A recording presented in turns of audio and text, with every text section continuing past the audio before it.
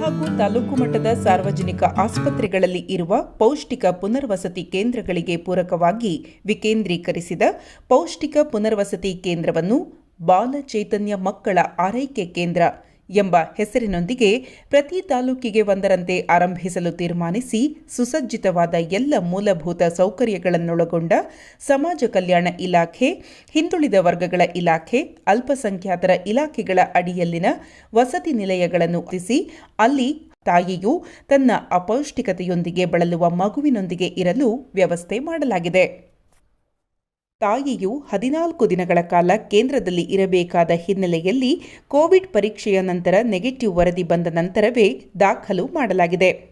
ಮಗುವಿನ ರಕ್ತ ಪರೀಕ್ಷೆ ಕೈಗೊಂಡು ಸಿಬಿಸಿ ಟೆಸ್ಟ್ ಮೂಲಕ ಬೇರೆ ಏನಾದರೂ ಸೋಂಕು ಇರುವ ಕುರಿತು ಪರೀಕ್ಷೆ ಮಾಡಲಾಗಿದೆ. ಇಲ್ಲಿ ಮಗುವಿನೊಂದಿಗೆ ತಾಯಿಯು 14 ದಿನಗಳ ಕಾಲ ಇರುವ ಸಂದರ್ಭದಲ್ಲಿ ತಾಯಿ ಮತ್ತು ಮಗುವಿಗೆ ಪ್ರತಿನಿತ್ಯ ತಲಾ ₹125ಯಂತೆ ಒಟ್ಟು ₹250 ವೆಚ್ಚ ಮಾಡಲಾಗುತ್ತದೆ ಮತ್ತು ತಾಯಿಯ ವೇತನ ನಷ್ಟವನ್ನು ತುಂಬಿಕೊಡಲು ಮಹಾತ್ಮ ಗಾಂಧಿ ರಾಷ್ಟ್ರೀಯ ಉದ್ಯೋಗ ಖಾತ್ರಿ ಯೋಜನೆ ಅಡಿಯಲ್ಲಿ ಒಂದು ದಿನಕ್ಕೆ ನೀಡಲಾಗುವ ₹279 14 ದಿನಗಳವರೆಗೆ ಪಾವತಿಸಲಾಗುವುದು.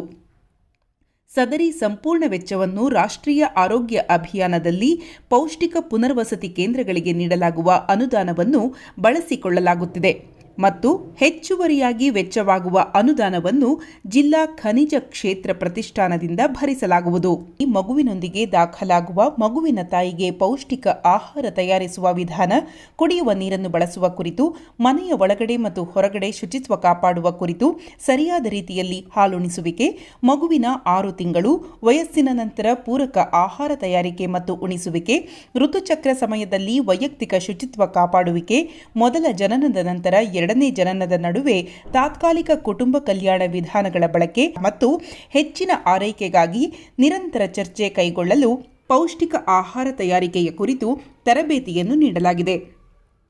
ಇವರು ಪ್ರತಿನಿತ್ಯ ಆಹಾರದ ಚಾರ್ಟ್ನಂತೆ ಪ್ರತಿ ತಾಯಿ ಮತ್ತು ಮಗುವಿಗೆ ಮೊಟ್ಟೆ, ಹಾಲು, ಶೇಂಗಾ, ಚಕ್ಕಿ, ಗಂಜಿ, ಬಾಳೆಹಣ್ಣಿನೊಂದಿಗೆ ದೈನಂದಿನ ಆಹಾರ ಮತ್ತು ಪೌಷ್ಟಿಕ ಆಹಾರ ತಜ್ಞರು ತಿಳಿಸಿದ ಆಹಾರವನ್ನು ಒದಗಿಸುವುದು.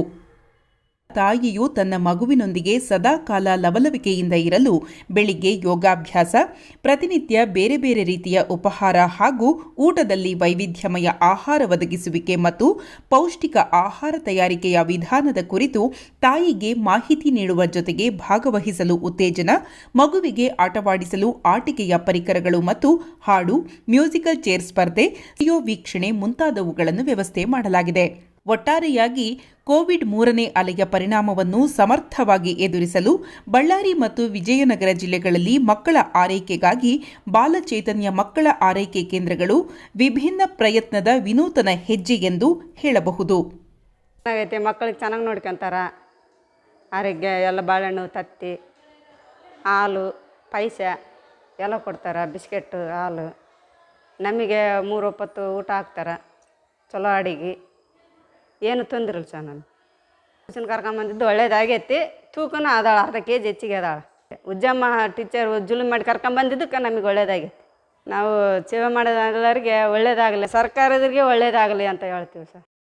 ಒಟ್ಟಾರೆಯಾಗಿ ಬಳ್ಳಾರಿ ಮತ್ತು ವಿಜಯನಗರ ಜಿಲ್ಲೆಯ 827 ತೀವ್ರ ರೀತಿಯ ಅಪೌಷ್ಟಿಕ ಮಕ್ಕಳಲ್ಲಿ ಬಾಲಚೈತನ್ಯ ಮಕ್ಕಳ ಆರೈಕೆ ಕೇಂದ್ರಕ್ಕೆ 529 ಮಕ್ಕಳು ದಾಖಲಾಗಿದ್ದು, ಇವರಲ್ಲಿ 243 ಮಕ್ಕಳು ತೀವ್ರ ಅಪೌಷ್ಟಿಕತೆಯಿಂದ ಸಾಧಾರಣ ಪೌಷ್ಟಿಕ ಮಟ್ಟಕ್ಕೆ ಹಾಗೂ 211 ಮಕ್ಕಳು ತೀವ್ರ ಅಪೌಷ್ಟಿಕತೆಯಿಂದ ಸಾಮಾನ್ಯ ಪೌಷ್ಟಿಕ ಮಟ್ಟಕ್ಕೆ ಹೆಚ್ಚಳವಾಗುವ ಜೊತೆಗೆ ಒಟ್ಟಾರೆ 474 ಮಕ್ಕಳು ತೂಕ ಹೆಚ್ಚಿಸಿಕೊಂಡಿದ್ದು ಬಾಲಚೈತನ್ಯ ಮಕ್ಕಳ ಆರೈಕೆ ಕೇಂದ್ರದ ಹೆಗ್ಗುರುತು ಎಂದು ಹೇಳಬಹುದು.